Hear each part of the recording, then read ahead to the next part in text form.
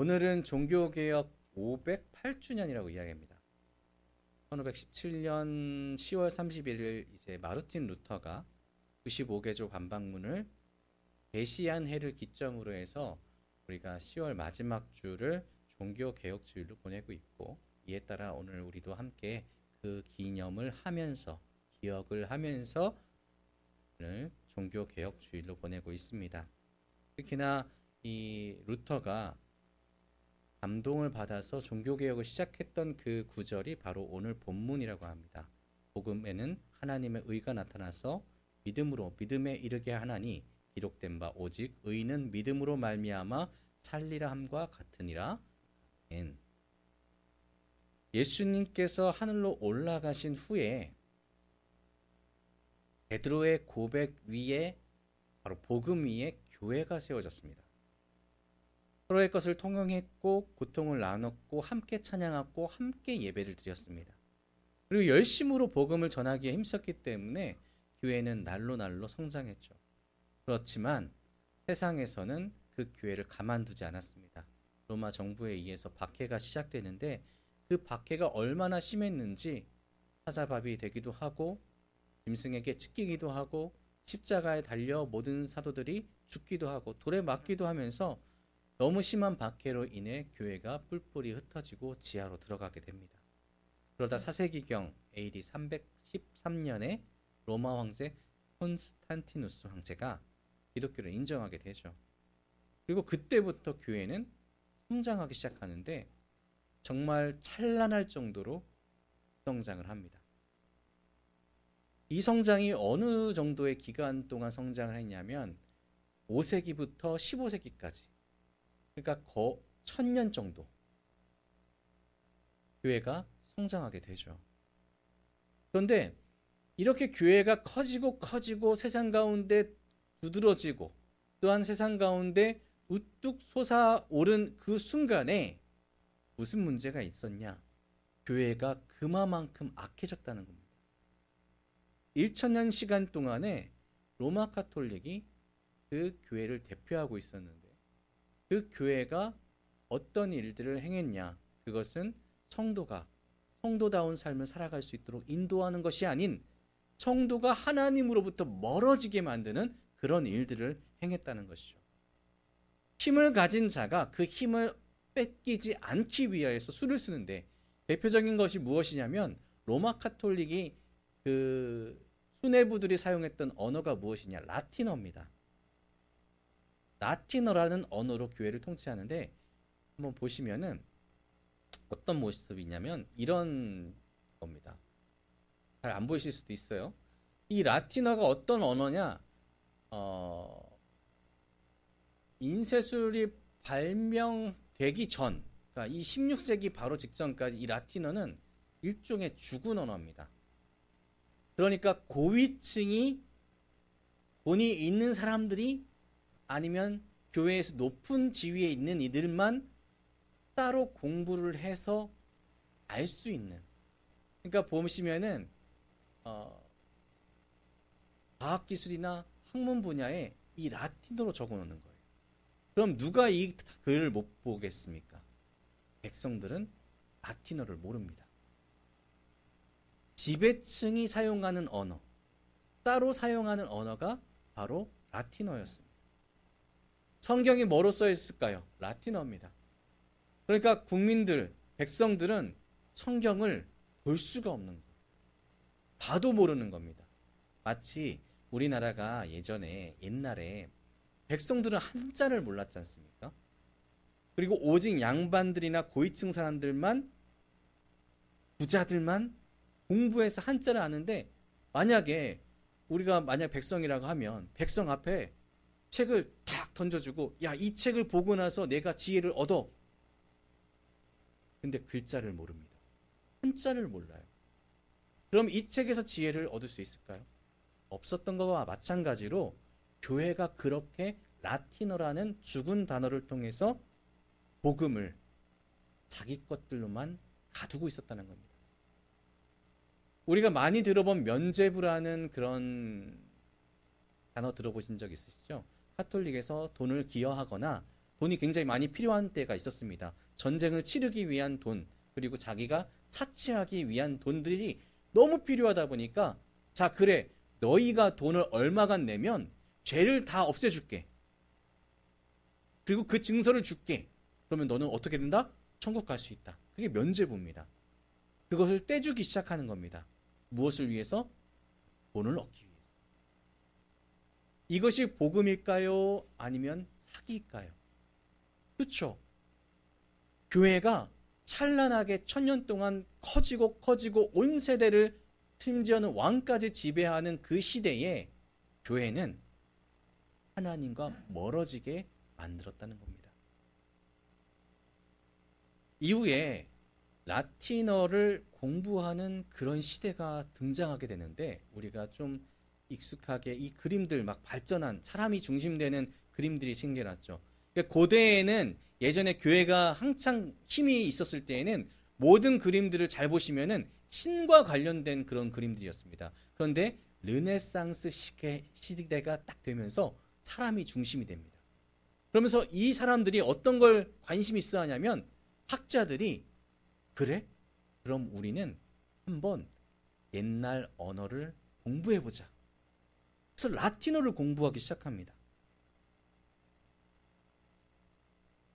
성경이 학문적으로 연구되기 시작하니까 오히려 사람 중심적인 인본주의에서 성경이 다시 살아나는 역사가 일어나는데 이 역사는 하나님께서는 사람이 세운 바벨탑을 하나님의 방법으로 무너뜨리신다라는 아주 놀라운 역사적인 사실을 다시금 증명하신 거죠. 내 세대 가운데 신과 같이 되겠다라는 그 교만의 바벨탑을 하나님이 방법으로 언어를 흩트사 부셔버린 것처럼 하나님께서는 하나님의 방법으로 사람의 힘을 이용하여서 사람이 성경을 연구하게 하여 그 언어를 공부하게 하고 그 성경의 말씀이 백성에게 퍼질 수 있도록 역사하셨습니다. 그래서 성경의 내용이 그 지혜가 백성에게 확산되고 확산될수록 어떤 상황이 됐을까요? 아, 내가 이제껏 들어왔던 교회의 이야기가 거짓된 것이었구나. 교회가 부패했구나. 라는 것을 깨닫게 되는 것입니다. 그래서 종교개혁자들이 일어나기 시작합니다. 그리고 그 운동은 점점 커져가고 유럽을 휩쓸게 됩니다. 이와 같은 기반에는 성경 번역이 있었는데 종교개혁자들이 진짜 필사적으로 자기의 모국어로 성경을 번역하기 시작한 것입니다. 그러니 백성들이 내 나라 언어는 알잖아요. 그러니 백성들도 성경을 가질 수 있게 되고 성경을 알게 될 수 있게 됩니다. 말씀으로 돌아가게 되는 시대가 바로 종교개혁 시대였습니다. 유럽의 많은 나라들이 교회가 다시 성경으로 돌아가자라는 운동과 함께 오직 믿음, 오직 그리스도, 오직 복음만이 구원을 받을 수 있는 유일한 길임을 깨닫게 되는 겁니다. 복음 그 자체, 순수한 말씀으로 돌아가자는 하나님의 역사가 일어났을 때에 그들 가운데 성령의 역사가 뜨겁게 타올랐습니다. 교회를 정결하게 하자, 교회를 거룩하게 만들자라는 그 운동은 날마다 일어났습니다. 근데 이 과정이 쉬웠을까요? 결코 그렇지 않습니다. 제가 지난 5월 이후에 그 종교개혁지를 탐방한 뒤에 야누스라는 그 종교개혁가를 소개시켜 드린 적이 있습니다. 그 또한 종교개혁을 하다가 계략에 의해서 죽임을 당한 것처럼 정말로 수많은 사람들이 종교를, 우리의 믿음을 예수 그리스도께로 돌아가게 하기 위해서 죽었습니다. 하이니니 베스, 요한폰 에센, 패트릭 해밀턴, 츠빙글리, 토마스 크레머, 위그노 등등등 정말로 많은 이들이 죽었습니다. 무엇을 위해서 그랬을까요? 하나님이 그렇게 되기를 원하셨기 때문이고 그들에게 사명을 주었기 때문입니다. 무슨 사명일까요? 그것은 오직 믿음으로, 말씀으로, 복음으로 하나님께로 돌아가는 것이 너희가 참 생명을 얻는 길이다. 이것을 위함이었습니다. 진리를 위하여서 그들은 열심으로 살았습니다. 목숨까지 바쳐서입니다. 그렇다면 이와 같이 들끓는 종교개혁 이후에 교회는 다시 건강해졌을까요? 평화가 이루어졌을까요? 진리가 세상 가운데 모든 것을 다 정화시켰을까요? 사실 그렇지는 않습니다. 사탄은 조금 계략적으로 은밀하게 교회를 흔들게 되는데 성경을 다시 보게 만든 사람들이 있었죠. 인문학자들. 그러니까 사람 중심적인 학문을 하는 사람들. 그 사람들이 열심히 고대를 연구했고 성경을 연구했다고 했습니다. 그래서 이 이후에 있는 모든 학문의 기조가 다 사람 중심으로 바꿔지는 거예요. 인간 중심적인 문화, 르네상스, 경건주의, 계몽주의, 이성주의, 실존주의 잘 모르는 그런 용어긴 하지만 이것들을 하나하나 뜯어봐서 중심을 바라보면 하나님이 아니라 내가 중심이 되는 세상, 인간이 중심이 되는 세상을 향한 마음들이 이 세상 가운데 가득해졌다는 겁니다. 사단이 어떤 계략을 썼냐면 자, 그래, 복음으로 돌아가자. 그런데 너희가 보기에 교회가 정직한 것 같아? 아니지 않느냐? 그러면 교회가 가르쳤던 그 복음이 진짜일까? 라는 의심을 싹트게 만들어버린 거죠. 그래서 그 의심을 사단의 줌으로 인해서 교회가 흔들리게 되고 사람들이 교회를 떠나게 됐다는 겁니다. 오히려 순수하게 교회로 나가는 사람들이 생겨났다면 반면에 세상은 교회로부터 벗어나기 위해서 안간힘을 쓰게 만들었던 것이 사단의 그 시대의 유혹이었고 지금도 그 유혹이 계속해서 이루어지고 있다는 겁니다. 그래서 지금 우리가 살아가고 있는 이 시대의 교회들을 잘 바라보시면 말씀이 선포되고 들려지는 것보다 조금 더 직관적인 음악적인 요소나 아니면 오락적인 요소나 눈에 확 띄는 무언가 문화적인 요소들이 교회 안에 가득 들어와 있습니다. 교회는 예배를 통하여서 말씀이 중심되는 역사가 일어나는 게 중심이 되어야 되는데 하나님을 찬미하고 하나님을 높여드리는 이 예배의 시간이 가장 소중한 것이 되어야 되는데 다른 것들이 우선시되는 그런 일들이 지금 살아가고 있는 이 시대에 계속해서 일어나고 있다는 거죠. 그래서 복음주의 사상가 알리스터 맥그라스라는 분이 있습니다. 이분인데 이분이 뭐라고 말씀했냐면 성경으로 교회를 개혁한 개혁교회는 우리를 이야기하는 거죠. 왜 그토록 예배에서 음악에 심취하는지 이해할 수가 없다.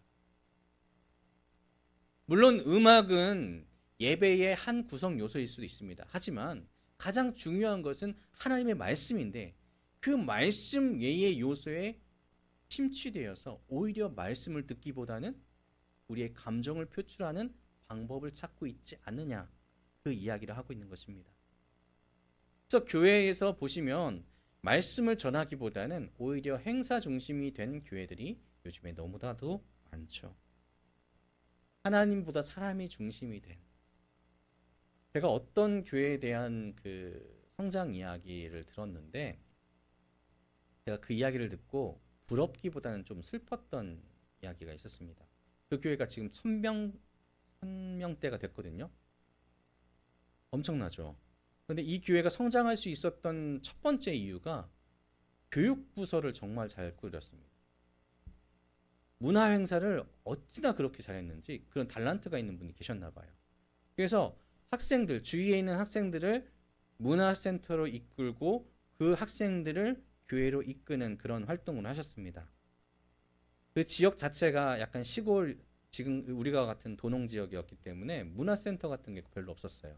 근데 도농이라는 것은 젊은 사람들이 모이기 시작했다는 뜻이고 그리고 아이들이 많이 있다는 뜻입니다.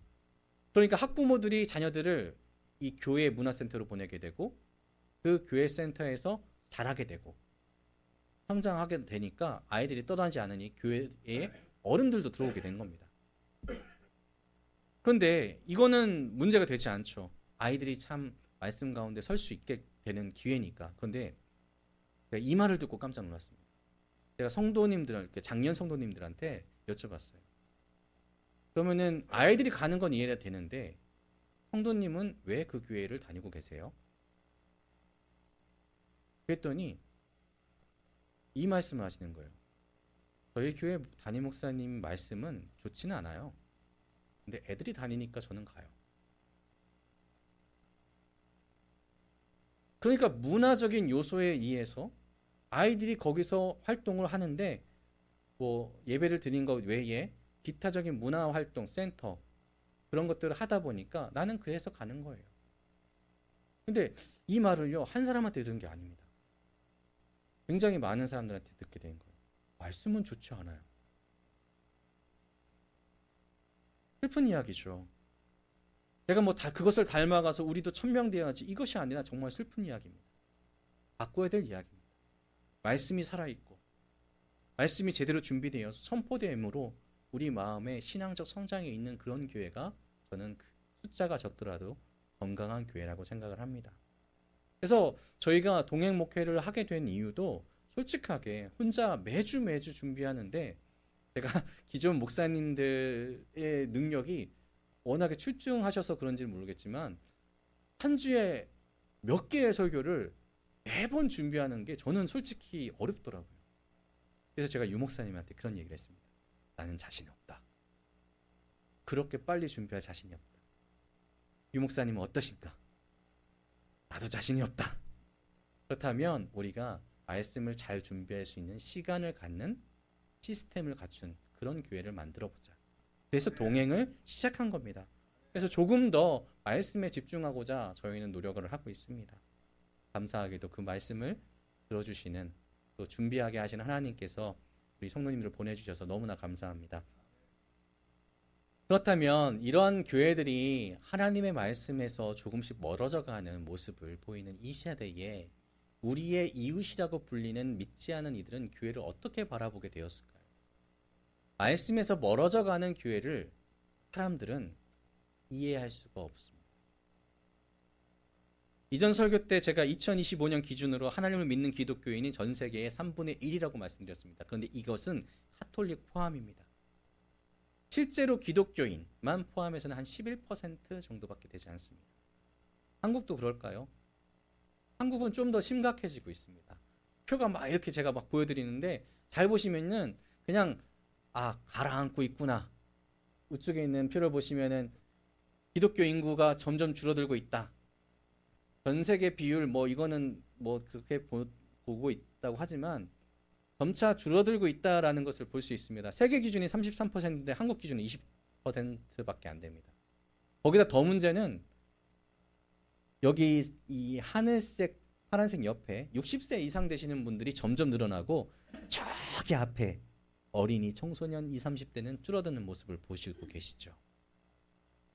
교회에 대해서 기존 성도들은 남아있지만 다음 세대들은 점점점 멀어져 가고 있다는 것입니다. 그러니 우리의 이웃들이 교회를 바라보고 있는 시선이 좋지 않다는 것을 알 수 있습니다.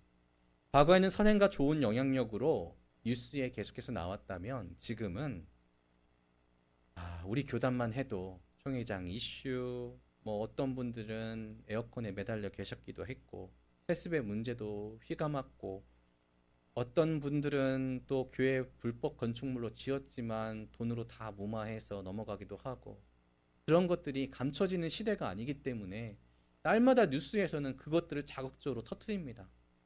그러면 어떻게 되겠습니까? 사람들은 교회를 향하여서 사랑이 넘치는 곳이구나. 이들이 정말로 세상을 향하여서 아낌없이 사랑을 전하는구나. 이것이 아니라 참된 진리가 이곳에 있구나가 아니라 이것이 되는 겁니다. 그래, 너희 그럴 줄 알았어. 또 그렇지. 니네가 악이야. 이렇게 이야기하게 된다는 겁니다. 요즘 젊은이들이 모이는 커뮤니티를 보면 아니면 SNS나 아니면 그런 곳을 보면은 심각할 정도로 교회에 대해서 안티적인 반감을 가진 사람들이 많이 생겨났습니다. 이런 모습을 통하여서 우리가 기억할 수 있는 것은 무엇이냐?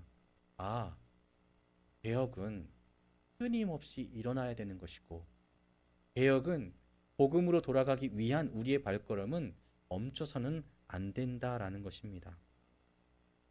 교회는요, 단순하게 세상에서 말하는 교육기가 아니라는 겁니다. 봉사단체도 아니고 회사도 아니라는 겁니다. 교회는 예수님의 말씀으로 세워진, 예수님께서 우리의 머리가 돼서 그 말씀이 계속해서 우리에게 전달되고 우리 몸 된 우리는 그 말씀대로 살아가는 곳이 바로 교회가 되어야 된다는 것입니다. 하나님께서 온 세상에 창조주시고 운행자시고 구원자라고 믿는 신앙 가운데 우리가 모두가 함께 모여서 그 하나님을 찬미하고 그 하나님께서 말씀하신 대로 복음대로 살아가는 것이 바로 교회의 본 모습이라는 겁니다. 그래서 만일 우리가 사는 시대에 교회가 손가락질 당하고 교회가 아프다면은 그 안에 있는 우리 또한 신앙적으로 아픈 겁니다. 그렇기 때문에 이 아픈 부분들을 낫게 하기 위한 유일한 방법은 말씀으로 돌아가 말씀대로 살아가는 것 외에는 없다는 것이고 그것이 바로 이 시대의 종교개혁이라는 것입니다. 과거 우리 종교개혁자 선배들이 진짜 성도로 살아가기 위해서 발에 피가 나도록 뛰어다녔고 목에 피가 나도록 부르짖었습니다. 그리고 진짜로 피 흘리면서 죽었습니다. 그것을 기억해야 됩니다. 그들이 왜 그렇게까지 말씀으로 오직 성경의 말씀으로 돌아가야 된다라고 외쳤는지 그렇게 살아갔는지 우리도 기억해야 된다는 겁니다. 그러면 말씀대로 성경대로 살아간다는 것 그것은 무엇일까요? 첫 번째는 복음이 제일 기준이 되어야 됩니다. 우리가 지금 하루하루 살아갑니다. 그리고 그 하루하루를 살아가는 과정 가운데 나 자신을 무엇이라고 부르느냐? 뭐라고 부르십니까? 나는 누구입니까? 라고 물어봤을 때에 당신은 누구입니까? 물어봤을 때 뭐라고 대답할까요? 우리의 첫 번째 응답은 나는 그리스도인입니다. 라고 할 수 있어야 됩니다. 당신 누구입니까? 목사입니다. 집사입니다. 장로입니다. 이것보다 먼저 나는 성도입니다. 그리스도인입니다. 예수를 믿는 사람입니다. 이것이 먼저 됐을 때에 복음이 내 삶의 제일 기준이 된다는 겁니다. 저는 예찬이 아빠인데요. 그것이 먼저 내 마음에 먼저 생각되는 것이 아니라 저는 그리스도인입니다.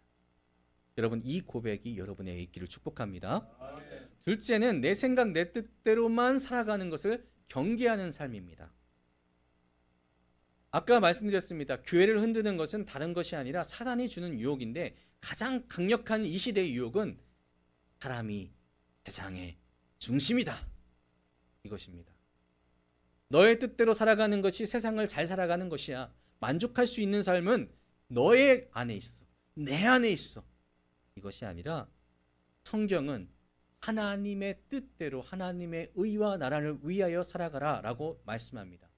그렇기에 우리는 내 생각 내 뜻이 아니라 기도로서 말씀으로써 하나님이 나를 향해서 무슨 생각을 하시는지 무슨 말씀을 하시는지 날마다 알아가야 됩니다.